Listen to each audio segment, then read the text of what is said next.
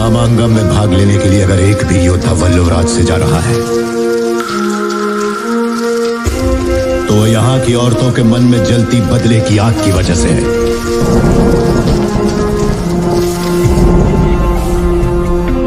ऐसी ही वीरांगनाओं की कोख से मैंने और तुमने जन्म लिया है।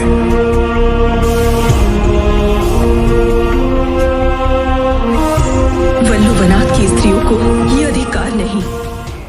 दोस्तों 19वीं सदी का वक्त हम भारतीयों के लिए काफी मुश्किलों से भरा हुआ था और अंग्रेजों का भी जुल्म काफी बढ़ गया था। लेकिन इसी दौरान हमारे काफी सारे क्रांतिकारियों ने हमारे देश को आजाद कराने के लिए काफी बहादुरी भरे कारनामे किए थे और उन्हीं में से एक थी बेगम हजरत महल, जिन्होंने बिना डरे ईस्ट इंडिया कंपनी को युद्ध का पैगाम सुना दिया था और इसीलिए उन्हें 19th सेंचुरी की रिवॉल्यूशनरी क्वीन भी कहा जाता है। दोस्तों बेगम हजरत महल 1857 से लेकर 1858 तक अवध की बेगम रही।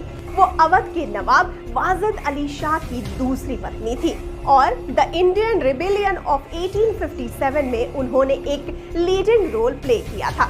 जब नवाब वाजिद अली शाह को कैलकाटा में मौत के घाट उतारा गया और उसी दौरान इंडियन रिबेलियन की शुरुआत हुई, तब लखनऊ में उनके साथ उनका बेटा प्रिंस ब्रिजेश कादर था, जो अभी छोटा था और राज सिंहासन संभालने के लायक नहीं था।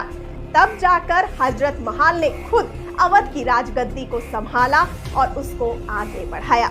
दोस्तों बेगम हजरत महल का असली नाम मोहम्मदी खानुम था और उनके परिवार ने उन्हें बेच दिया था और उसके बाद उन्हें फिर से रॉयल एजेंट्स को बेच दिया गया और उन्हें अवध के आखिरी ताजदार अवध वाजिद अली शाह ने अपनाया और अपनी छोटी बेगम बनाया और जब उनके बेटे का जन्म हुआ तब उन्हें हजरत महल का नाम दिया गया था।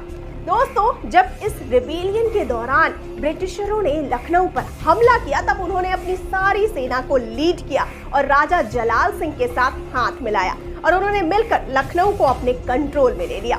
बेगम हजरत महल की अंग्रेजों से सबसे बड़ी शिकायत ये थी कि उन्होंने मंदिर और मस्जिदों को हटाकर उसकी जगह बड़ी सड़कें बनाई और वो बेगुनाह लोगों पर अत्याचार कर रहे थे और इसीलिए उन्होंने इस रिबेल के अंत में अंग्रेजों के सामने कहा था कि उन्हें लोगों से उनका धर्म नहीं छोड़ना चाहिए। अगर उनके शब्दों में कहा जाए तो उन्होंने कहा था सुअर खाना और शराब पीना, चर्बी वाले कारतूस काटना और सुअर की चर्बी को मिठाइयों में मिलाना, सड़क बनाने के बहाने हिंदू और मुसलमान मंदिरों को नष्ट करना, चर्च बनाना, ईसाई धर्म का प्रचार प्रसार करने के लिए मौलवियों को सड़कों पर भेजना, संस्थान बनाना, अंग्रेजी स्कूल और लोगों को अंग्रेजी विज्ञान सीखने के लिए वजीफा देना, जबकि हिंदुओं और मुसलमानों के पूजा स्थलों को पूरी तरह से उपेक्षित किया जाता है। इन सब के साथ लोग कैसे विश्वास कर सकते हैं कि धर्म में हस्तक्षेप नहीं होगा? और उनकी इस बात से सिर्फ मुस्लिम धर्म के लोग ही नहीं दोस्तों, बल्कि हिंदू धर्म के लोग भी सहमत थे और अंग्रेजों के सामने लड़ने के लिए तैयार हो गए थे। सिर्फ इतना ही नहीं, वो अपने सारे सिपाहियों और सेनापतियों के साथ बातचीत करती रहती थी और उनका उत्साह बढ़ाती रहती थी और उन्हें आजादी का मतलब भी समझाती रहती थी।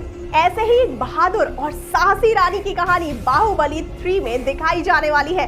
तो क्या लगता है आपको, कैसी होगी ये फिल्म? हमें कमेंट सेक्शन में जरूर बताइए और जाते जाते इस वाली वीडियो को कर दीजिए लाइक और शेयर, चैनल को सब्सक्राइब करना बिल्कुल ना भूलिए और मुझे यानी श्रुति को दीजिए इजाजत। नमस्कार।